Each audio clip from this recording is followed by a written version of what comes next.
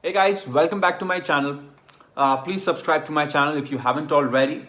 In this video, we'll be discussing how one can prepare for the listening section of the IELTS academic test, which would help them improve their score. I've seen people struggling, sometimes struggling with the listening section because they're not very fluent with the British accent. You need to be fluent and you need to be able to comprehend the audio. So for this, it is always suggested that you listen more and more British action clips that would help you in actually understanding what the clip is about or understanding the situation.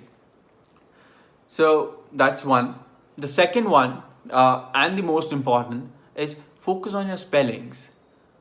You might lose 1 or 2 points just because of spelling, because you're in a hurry, you're just writing down everything and you just make a mistake. So when you get 30 seconds or 2 minutes at the end of the exam, always make sure that you have mentioned the right spelling, because who knows, you might even improve your score or a band, but just by making the spelling correct.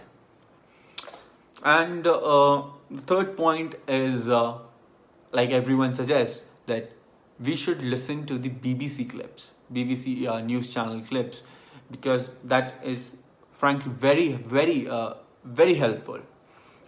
So this is it.